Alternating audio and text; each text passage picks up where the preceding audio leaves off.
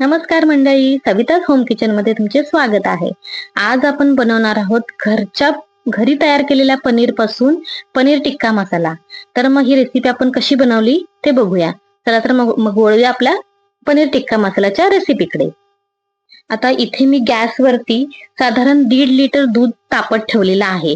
आता आपण पनीर बनवायला घेणार आहोत, तर इथे आपण 1.5 लिटर दूध घेतलेलं आहे आणि ह्या 1.5 लिटर दुधामध्ये आपल्याला दूध गरम झाल्यावरती ह्याच्यामध्ये थोडंसं आपल्याला विनेगर टाकायचं आहे. म्हणजे हे दूध फाटेल आणि आपल्याला आपल्याला पनीर तयार करता येईल. आता इथे मी बघा अर्धा वाटी विनेगर घेतलेला आहे. आता हे थोडं थोडं करून आपल्याला या दुधामध्ये टाकायचं आहे. दूध आपलं चांगलं गरम झालंय, तर मी थोडं थोडं टाकून घेते. हे बघा अशा प्रकारे मी हे आपलं विनेगर याच्यामध्ये टाकलंय आणि आपलं दूध आता फाटायला सुरुवात झालेली आहे.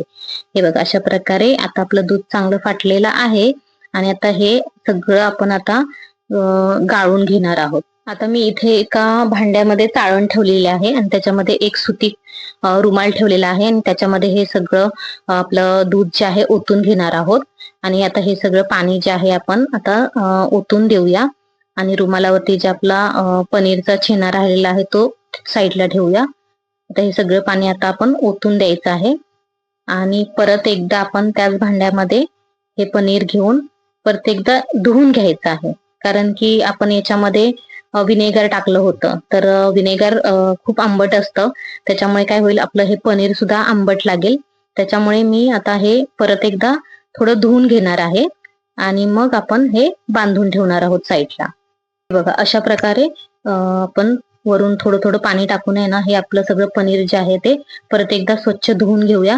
म्हणजे ह्याच्यामध्ये असलेलं जे एक्स्ट्रा जे विनेगर आहे ते निघून जाईल आणि आपल्याला आपल्या जे पनीरची टेस्ट जी आहे ते आंबट लागणार नाहीये.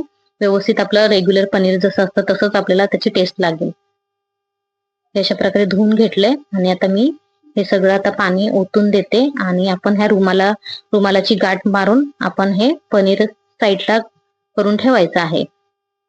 हे बघा हे अशा प्रकारे परत एकदा थोडंसं पिळून काढूया पाणी आपण सगळं याच्यातलं आणि याला गाठ मारून आपण एका भांड्यामध्ये त्याच्यावर एक प्लेट ठेवून एक जड वस्तू आपण त्याच्यावरती ठेवूया.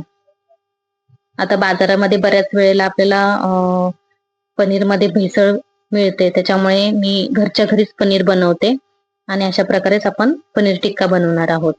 हे बघा हे अशा प्रकारे व्यवस्थित मी आता हे सगळं करून बांधून घेतलेलं आहे आणि आता हे मी एका भांड्यामध्ये त्याच्यावर प्लेट झाकून त्याच्यावर एक जड वस्तू ठेवणार आहे आणि हे आता साईडला आपल्याला एक अर्ध्या तासासाठी तरी आपल्याला साईडला हे ठेवायचं आहे.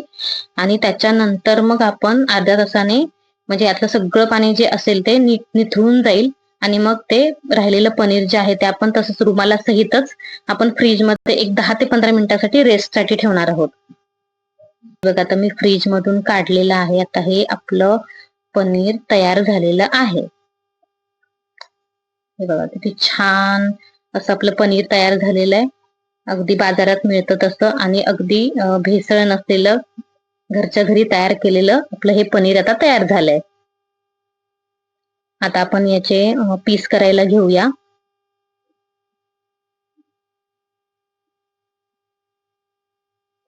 मी हे साईडच्या कडा काढून टाकते आणि असे मोठे मोठे असे चौकोनी तुकडे करायला घेते पनीरचे.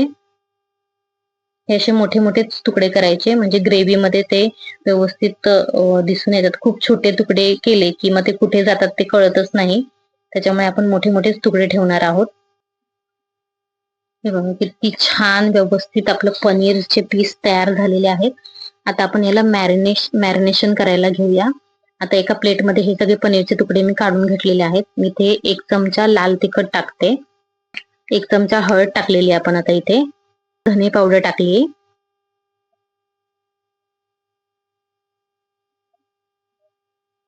1 चमचा जिरे पावडर टाकली, अर्धा चमचा मीठ टाकूया.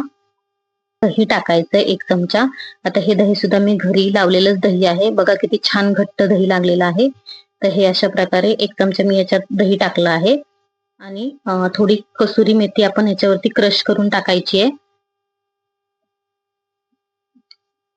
कसुरी मेथीमुळे याला एक छान टेस्ट येते आता हे सगळं साहित्य अगदी हलक्या हाताने मिक्स करून घ्यायचं आहे. पनीरला हे सगळे मसाले व्यवस्थित लावायचे आहेत.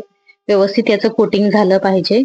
म्हणजे हे कोटिंग झालं की एक 10 ते 15 मिनिटं आपण याला साईडला ठेवणार आहोत. म्हणजे हे बघा, हे अशा प्रकारे आपण व्यवस्थित लावून घेतलेले आहेत मसाले. आता हे 10 मिनिटासाठी आपण साईडला ठेवूया. तर तोपर्यंत आपण भाज्या कापून घेऊया. मी आता सुरुवातीला याच्यामध्ये एक सिमला मिरची घेतलेली आहे. सिमला मिरची आपण असेच मोठे मोठे चौकोनी तुकडे करणार आहोत. हे बघा, हे अशा प्रकारे आपली सिमला मिरची कट करून झालेली आहे. अशाच प्रकारे आपण एक कांदा घेणार आहोत. तो सुद्धा मोठा मोठा कट करून घेणार आहोत. त्याचे सुद्धा हे असे चौकोनी तुकडे करायचे आहेत. आणि ह्या अशा त्याच्या पाकळ्या अशा वेगळ्या वेगळ्या करून घ्यायच्या आहेत. हे असं आपलं सगळं साहित्य रेडी झालेलं आहे. आता आपण जी ग्रेव्ही तयार करणार आहोत, पनीर टिक्का मसाल्यासाठी आपल्याला एक ग्रेव्ही लागणार आहे. तर त्याच्यासाठीचा जो मसाला आहे तो आपण तयार करून घेऊया. आणि इथे मी 4 ते 5 मीडियम आकाराचे कांदे घेतलेले आहेत. हे सुद्धा अगदी मोठे मोठेच कट करायचे आहेत, कारण की तसंही आपण याची ग्रेव्ही करणार आहोत. त्यामुळे ते मिक्सरला वाटलं जाणार आहे. त्याच्यामुळे अगदी बारीक कापत बसायची काही गरज नाहीये. हे मी मोठे मोठेच कट करून घेतलेत. आता एका कढईमध्ये मी थोडंसं तेल टाकलेलं आहे आणि याच्यामध्ये हा सगळा मसाला आपल्याला भाजून घ्यायचा आहे. आता हे जे कांदे आपण कापून घेतले होते, आता हे कांदे आपण पहिल्यांदा व्यवस्थित भाजून घेऊया. हे छान ब्राऊन कलर येईपर्यंत भाजायचे. हे बघा, आता थोडं थोडं याला ब्राऊन कलर यायला लागलेला आहे. आणि आता याच्यामध्ये आपण आपला टॅमॅटो टाकून घेऊया. टॅमॅटो टाकून झाल्यावरती सुद्धा आपण हे सगळं व्यवस्थित छान भाजून घ्यायचं आहे.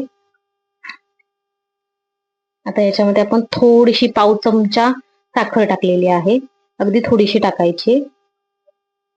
आणि अर्धा चमचा पण मीठ टाकलेलं आहे. आता हे आपण ह्या मसाल्यामध्ये का टाकलेलं आहे, की जेणेकरून टॅमॅटो हा लवकर शिजेल आणि आपला जो कांदा आहे तो सुद्धा कॅरमलाइज होईल. याच्यामुळे छान एक टेस्ट येते मसाल्याला आपल्या. आता इथे एका साईडला मी तवा ठेवलाय आणि त्याच्यामध्ये मी थोडंसं तेल टाकलेलं आहे आणि थोडंसं बटर सुद्धा टाकून घेणार आहे. आता याच्यामध्ये आपल्याला आपण जो पनीर मॅरिनेशन करून ठेवलं होतं साईडला, ते सगळं आपण याच्यामध्ये फ्राय करून घेणार आहोत. हे बटर टाकल्यामुळे काय होतं, की त्याला एक छान अशी टेस्ट येते, बटरी टेस्ट येते. हे बघा, आता आपण हे मॅरिनेशन केलेलं जे पनीर होतं, सगळं मसाला लावलेलं पनीर आहे, ते सगळं हे आता ह्या तव्यावरती आपण शॅलो फ्राय करून घेणार आहोत. हे अशा प्रकारे बघा, आपले पनीरचे पीस आपण छान असे फ्राय करत ठेवलेले आहेत. हे अशा प्रकारे तुम्ही एकदा घरी बनवून बघा. पनीर टिक्का मसाला खूपच छान होतो. अगदी लहानांपासून मोठ्यांपर्यंत सगळ्यांनाच आवडतो आणि पनीरचे पदार्थ तर सगळ्यांनाच आवडतात. हे बघा, आता हे साईडने आपलं फ्राय झालेलं आहे. मी दुसऱ्या साईडने पलटून आता हे आपलं दोन्ही साईडने आपल्याला फ्राय करून झालेलं आहे आणि मी आता एका प्लेट काढून घेते.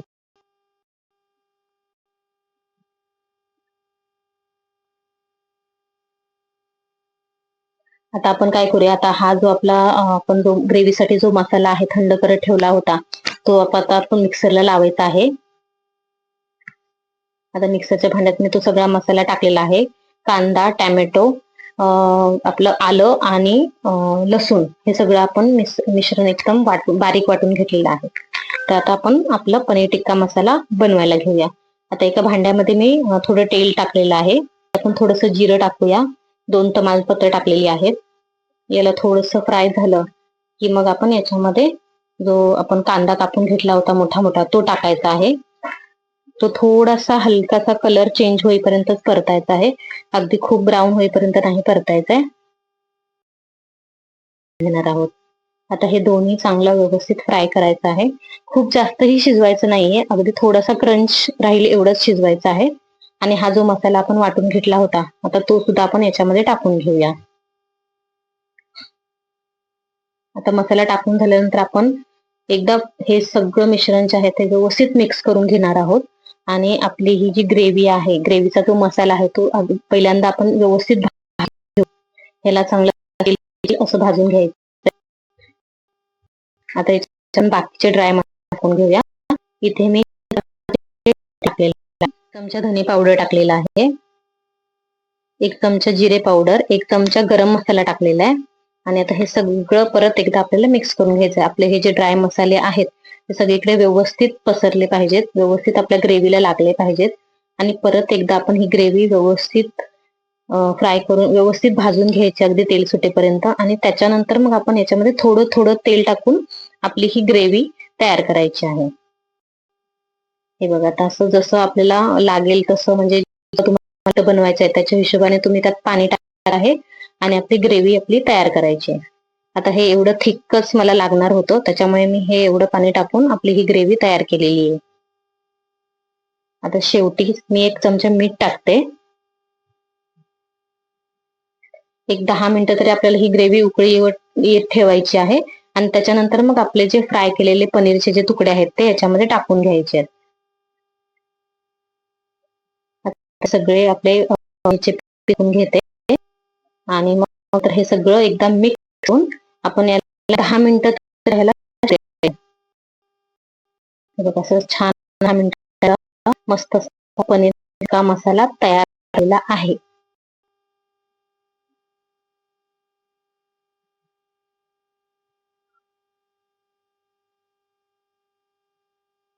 आता सगळ्यात शेवटी आपण कसुरी मेथी टाकून त्याला एक फायनल टच देऊया. कसुरी मेथीमुळे खूप छान टेस्ट येते. आता हे अशा प्रकारे आपण प्लेटमध्ये काढून घेतलंय. आणि आता इथे मी घरी बनवलेल्याच आपल्या ह्या साईपासून जे मी क्रीम बनवली आहे तीच टाकली याच्यामध्ये.